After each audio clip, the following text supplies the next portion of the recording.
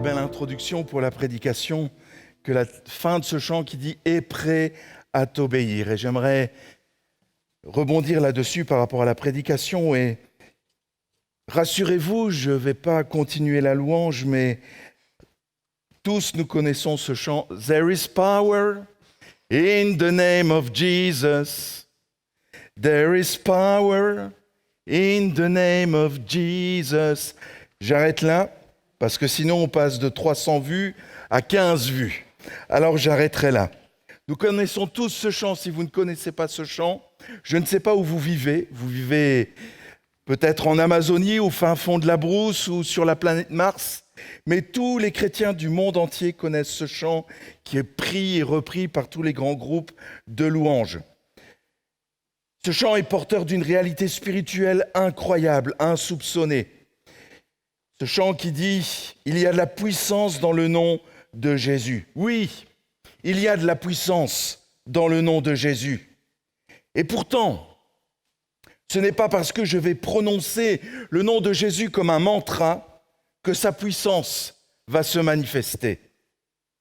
Lorsque vous lisez la Bible, les évangiles et les épîtres, vous trouverez souvent, très souvent, repris dans la bouche de Jésus ou des apôtres, cette expression « en mon nom » ou « au nom de Jésus ». Un nombre impressionnant de fois. Si la Bible en parle souvent, c'est qu'il y a quelque chose de profond comme enseignement pour nous ce matin. Qu'est-ce qui se cache derrière cette phrase « en mon nom » ou « au nom de Jésus » ?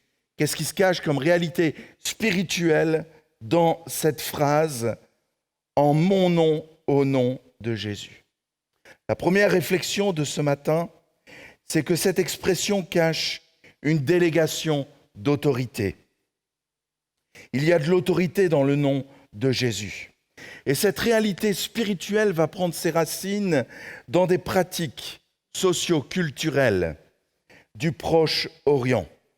N'oublions pas que nous sommes à une époque où il n'y a pas de téléphone, il n'y a pas le téléphone rouge, il n'y a pas de liaison directe entre des grands chefs d'État, pas de GSM, pas de mail, pas de Skype, pas de WhatsApp, aucun réseau de communication.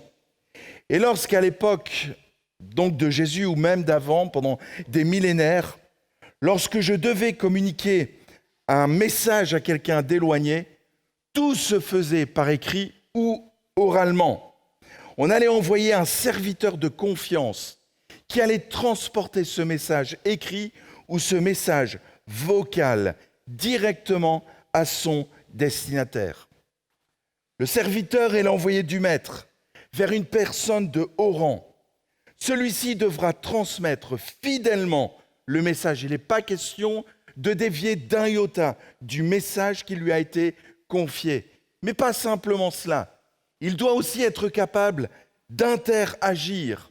Donc son interlocuteur va recevoir le message, il va transmettre une réponse et le serviteur va devoir répondre de suite. Parfois, c'est sur des centaines de kilomètres. Il n'est pas question que le serviteur donne le message, reçoit la réponse, retourne vers son maître. Le maître donne une réponse, va retourner vers l'autre interlocuteur. C'est parfois sur des centaines de kilomètres. Donc il faut que le serviteur soit capable d'interagir tout de suite et de prendre des décisions à la place de son maître. Nous voyons ça notamment, par exemple, au niveau de l'histoire, dans les chroniques égyptiennes concernant les guerres qui ont opposé les Hittites et les Égyptiens. Les Hittites, c'est le premier peuple qui était en Asie mineure, c'est-à-dire dans la Turquie actuelle. Et les Égyptiens, sous Ramsès II, ont été en conflit avec les Hittites. Et Ramsès II va envoyer des émissaires, donc qui vont devoir faire plusieurs centaines de kilomètres, trouver le roi hittite pour établir la paix. Tout cela nous est raconté dans les chroniques égyptiennes. Il faut que le serviteur doit connaître son roi et doit être capable de répondre à sa place. Nous avons ce genre de situation aussi dans la Bible où Abraham va envoyer son serviteur. Eliezer, le serviteur connaissait tellement son maître qu'il est capable d'agir comme si c'était Abraham directement. Abraham a entièrement confiance en son serviteur Eliezer, qui lui confie la mission la plus importante de sa vie. Et nous voyons qu'Abraham a confiance en Eliezer, que lorsqu'il n'avait pas eu d'enfant, il va dire dans un dialogue avec Dieu que son successeur finalement, c'est son serviteur qui est devenu son ami Eliezer. Il a tellement confiance en Eliezer qu'il envoie dans la terre de ses ancêtres pour trouver une femme pour son fils. Et Eliezer va interagir au nom d'Abraham. Nous retrouvons donc cette réalité sociale courante au Proche-Orient qui va devenir spirituelle dans toute la Bible, et notamment au travers de la fonction prophétique. Prenons l'exemple de 1 Chronique 17, à partir du verset 1, où Nathan va être envoyé auprès de David. Voilà ce qu'il nous est dit. Lorsque David se fut installé dans son palais, il dit au prophète Nathan, « Qu'en penses-tu ? J'habite dans un palais de cèdre, alors que le coffre de l'alliance de l'Éternel est logé sous une tente de toile. » Nathan lui répondit, « Réalise les projets qui te tiennent à cœur, car Dieu est avec toi. » Cependant, la nuit suivante, Dieu adressa la parole à Nathan en ces termes. Et nous retrouvons maintenant cette coutume du Proche-Orient. « Va dire à mon serviteur David, va dire à mon serviteur David, voici ce que je déclare l'Éternel. Ce n'est pas toi qui me bâtiras un temple pour que j'y habite. Je n'ai jamais résidé dans un temple depuis le jour où j'ai fait sortir d'Égypte Israël, mon peuple, jusqu'à ce jour-ci. Au contraire, j'étais dans le tabernacle, allant d'un emplacement à un autre. Pendant tout ce temps où j'ai accompagné tout Israël, ai-je jamais dit à un seul des chefs d'Israël que j'avais établi pour diriger mon peuple? Pourquoi ne me bâtissez-vous pas un temple en bois de cèdre? Voici maintenant, on retrouve en mon nom ce que tu diras à mon serviteur David. Ainsi parle l'Éternel, le Seigneur des armées célestes. Je suis allé te chercher dans les pâturages où tu gardais les moutons pour faire de toi le chef de mon peuple. Je t'ai soutenu dans tes entreprises et je t'ai débarrassé de tous tes ennemis. Je te ferai un nom glorieux comme celui des grands de la terre. J'attribuerai un territoire à mon peuple, Israël, où je l'implanterai pour qu'il puisse habiter chez lui et qu'il ne soit plus inquiété et maltraité, comme auparavant par des hommes méchants, comme à l'époque où j'avais établi des chefs pour mon peuple, Israël. Je soumettrai tous tes ennemis. Enfin, je t'annonce que je bâtirai une dynastie. Quand le moment sera venu pour toi d'aller rejoindre tes ancêtres, j'établirai après toi l'un de tes descendants, l'un de tes fils, pour te succéder comme roi, et j'affermirai son autorité royale. On retrouve ici toute la mission prophétique, où Dieu donne un message à un prophète, tu diras, et il doit le transmettre, ou ainsi parle, on a ces expressions, ainsi parle l'Éternel des armées, ou oracle de l'Éternel. Il parle, le prophète parle au nom de Dieu. Nathan, le prophète, est envoyé par Dieu pour délivrer 2 messages à David. Nous ne nous arrêterons pas sur ces messages parce que ce n'est pas le sens de la prédication de ce matin. Il parle fidèlement au nom de Dieu. Il en est son porte-parole et son autorité est reconnue. Et les qualités du prophète, on va relever 4 qualités indispensables chez les prophètes de l'Ancien Testament. La toute première, c'est la fidélité. Je pense à Élie, qui va, lors d'un discours avec Dieu, va proclamer sa fidélité, qu'il est resté le seul attaché à Dieu. Et Dieu va dire, non, tu n'es pas seul, il en reste encore 7000. La fidélité. La deuxième chose, c'est la confiance. Dieu a entièrement confiance dans son prophète. Le maître qui envoie son messager, son serviteur, a entièrement confiance en lui. Parfois, c'est question de vie ou de mort, ou de guerre et de paix. La troisième chose, c'est la connaissance. Le prophète connaît son Seigneur. Le serviteur connaît son maître. Et la quatrième chose, c'est l'intimité. Le prophète est un intime de Dieu. Le serviteur, comme Eliezer, est un intime d'Abraham. Le serviteur doit être l'intime de son maître pour le connaître et pour acquérir cette capacité d'être l'envoyé et interagir à la place du maître, parce qu'il parle au nom du maître. Le maître le choisit, car il a pleinement confiance en lui pour la mission à laquelle il l'appelle. Et il sait qu'il est digne de parler en son nom. Mes amis, ce matin, j'aimerais vous dire que Jésus fait la même chose avec nous. Jésus fait la même chose avec, bien sûr, ses 12 disciples, mais avec chacun de nous. Écoutons-le dans Jean chapitre 15, verset 16. Et là, je donne suite un peu à la prédication de Sébastien de la semaine passée. Lorsque Jésus va dire à ses disciples, et il nous le dit également à nous ce matin, « Ce n'est pas vous qui m'avez choisi, mais moi, je vous ai choisi et je vous ai établi, afin que vous alliez et que vous portiez du fruit, et que votre fruit demeure, afin que ce que vous demanderez au Père en mon nom, il vous le donne. » Dans cette parole de Jésus adressée à ses disciples, nous retrouvons 4 choses. La première chose, c'est qu'il nous choisit. C'est-à-dire que Jésus nous trouve dignes de lui appartenir. La deuxième chose, c'est qu'il nous établit. C'est-à-dire qu'il nous confie une mission.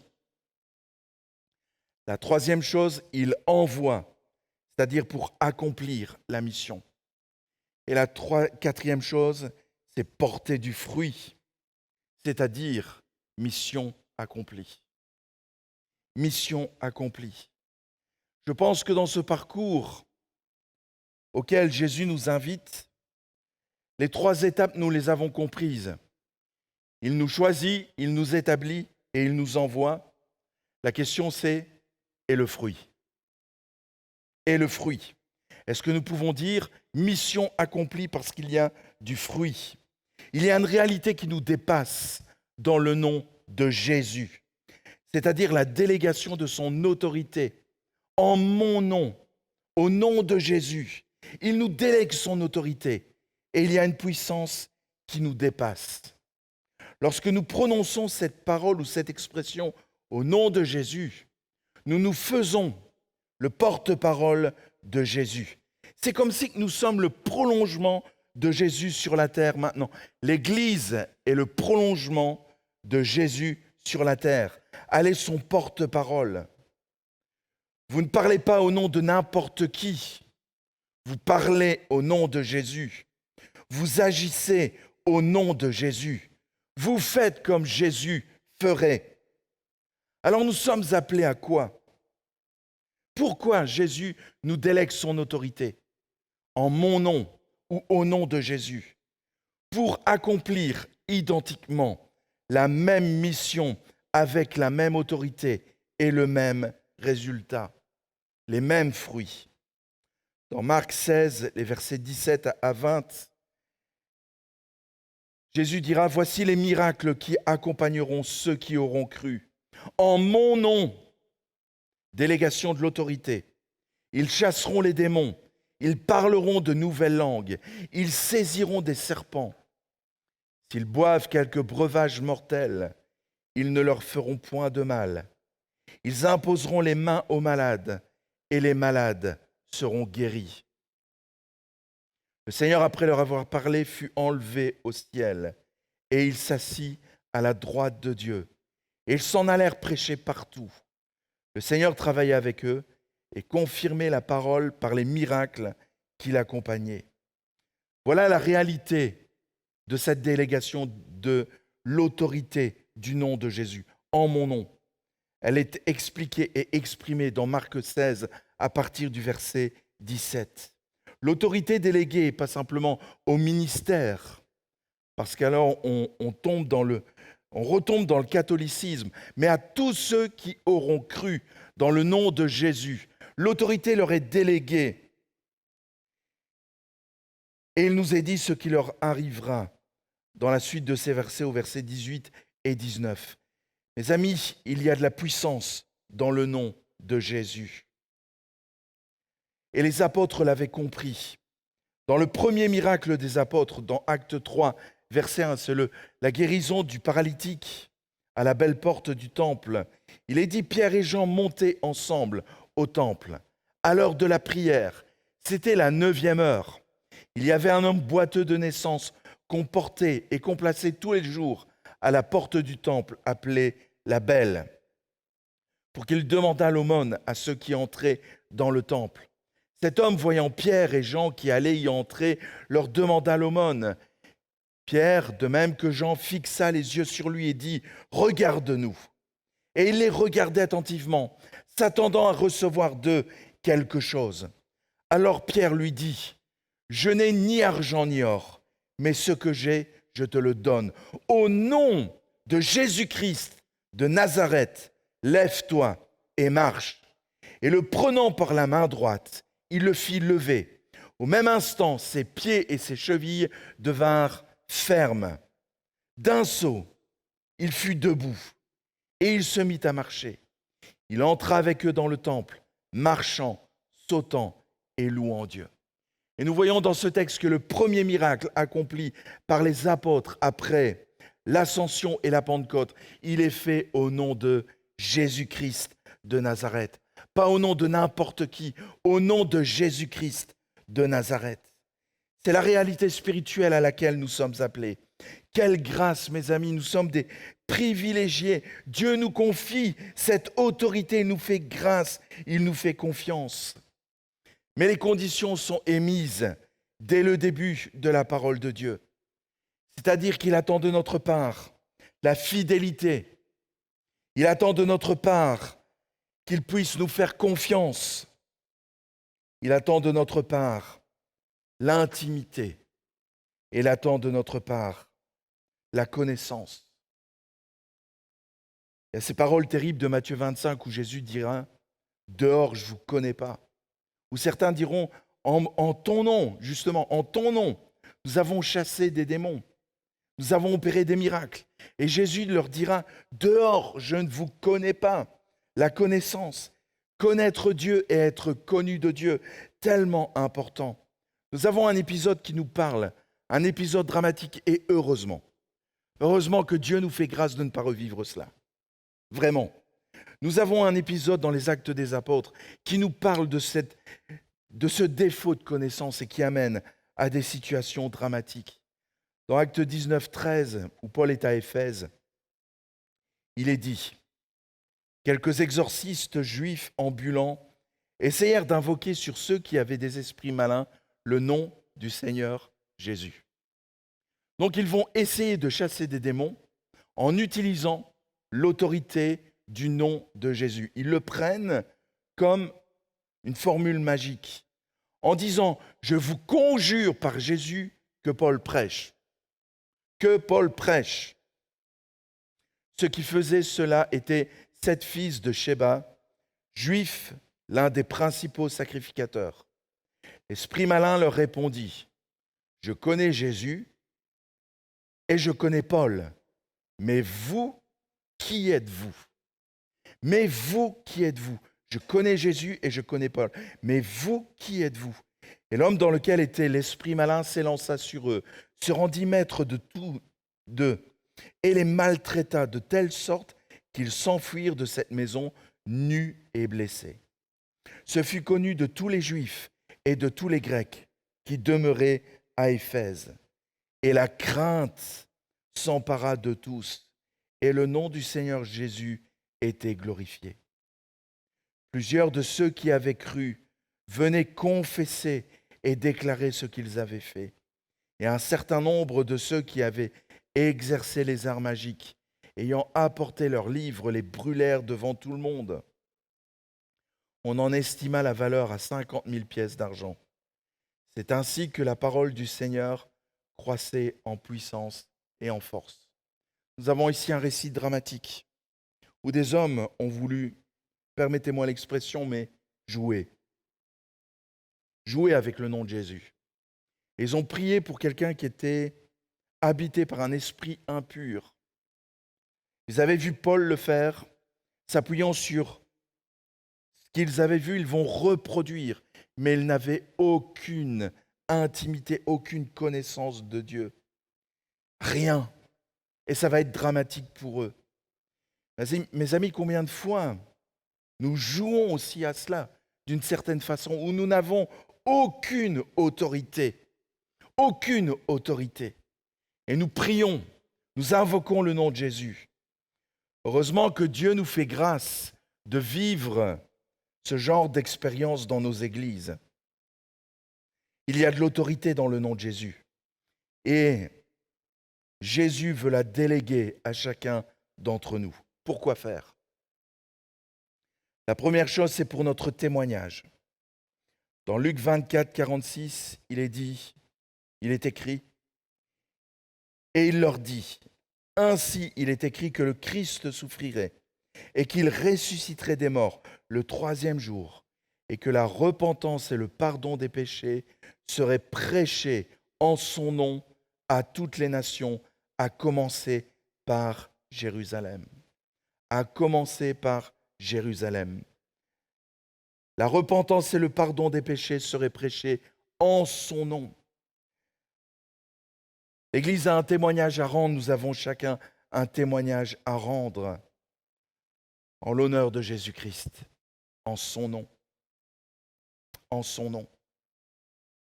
La deuxième chose, c'est qu'il y a de la restauration dans le nom de Jésus. Il y a la guérison dans le nom de Jésus. Je pense au psaume 23, où il est dit « L'Éternel est mon berger, je ne manquerai de rien. Il me fait reposer dans de verts pâturages. Il me dirige près des eaux paisibles. Il restaure mon âme. Il me conduit dans les sentiers de la justice à cause de son nom. » Dans le nom de Jésus, il y a aussi la guérison, quelle qu'elle soit. Et ce matin, dans le nom de Jésus, tu peux recevoir la guérison, ta guérison, quelle qu'elle soit. Si c'est une guérison émotionnelle, une guérison psychologique, une guérison affective, tu peux la recevoir dans le nom de Jésus. Il y a l'exaucement des prières dans le nom de Jésus. En Jean 14, verset 12, Jésus dira en vérité, je vous le dis, celui qui croit en moi fera aussi les œuvres que je fais, et il en fera de plus grandes parce que je m'en vais au Père. Et tout ce que vous demanderez en mon nom, je le ferai, afin que le Père soit glorifié dans le Fils. Si vous demandez quelque chose en mon nom, je le ferai. Si vous m'aimez, gardez mes commandements. Il y a l'exaucement des prières dans le nom de Jésus, mais des prières qui sont en accord avec la volonté de Dieu. Dieu répond toujours aux prières, d'une façon ou d'une autre, mais il y répond toujours. En mon nom, je le ferai. Il y a de l'autorité dans le nom de Jésus, mais il y a les conditions à remplir. Intimité, connaissance, fidélité et confiance. Pourquoi Jésus va-t-il passer 3 ans avec ses disciples? Bien sûr, certes pour les former, certes pour les enseigner, mais pour vivre une intimité avec eux, pour leur transmettre une connaissance pas simplement intellectuelle, mais une connaissance spirituelle, pour voir leur fidélité. Et leur fidélité a été mise à l'épreuve, même lorsqu'ils se sont détournés de lui lors de la crucifixion. Et Jésus va les restaurer dans leur confiance également. La délégation de l'autorité a un prix. Sommes-nous prêts à le payer? Nous aurons beau dire et chanter « There is power in the name of Jesus ». Nous aurons beau dire à la fin de nos prières « Au nom de Jésus ». Si nous ne payons pas le prix, nos prières resteront vaines et stériles. Quel prix paies-tu pour vivre l'intimité avec Dieu, pour être connu de lui? Es-tu quelqu'un de fidèle sur lequel Dieu peut placer sa confiance? Sommes-nous prêts à le payer? C'est à cette unique condition que le nom de Jésus sera une puissance qui fera trembler l'enfer. Alors oui, ce sera « There is power in the name of Jesus ». Les grands revivalistes, pour ceux qui s'intéressent aux grands revivalistes de l'histoire de l'Église, ont tous un point commun. C'est que ce sont des intimes de Dieu. C'est que ce sont des hommes de prière. Charles Finney, l'un des revivalistes du XVIIIe siècle aux États-Unis, lorsqu'on visite sa maison, qui est devenue un musée, à l'emplacement où il priait, le bois a été creusé à l'emplacement de ses genoux. C'était un homme de prière qui était tellement habitué à prier à genoux que ses genoux ont été usés par le bois et le bois a été usé par ses genoux. Et lorsqu'on va visiter sa maison, la personne qui fait visiter le musée explique cela donc aux étudiants ou toute autre personne qui viennent voir cette maison. Les hommes de réveil, les grands hommes de Dieu ont un point commun, c'est que ce sont des intimes de Dieu, c'est qu'ils connaissent Dieu, c'est que ce sont des hommes fidèles et des hommes en qui Dieu peut placer pleinement sa confiance. Ce n'est pas parce que vous allez mettre à la fin de votre prière au nom de Jésus qu'elle aura du poids. Ce n'est pas une formule magique. Elle reflète la délégation de l'autorité à la condition sine qua non que tu es un intime de Dieu, que tu es quelqu'un de fidèle sur qui on peut compter. La fidélité dans ta relation avec Dieu, mais la fidélité aussi à ton Église. Le Covid a ébranlé beaucoup d'entre vous, mais le Covid permet aussi de voir si vous êtes honnête avec vous-même ou vous en êtes dans votre spiritualité, dans votre attachement avec Dieu.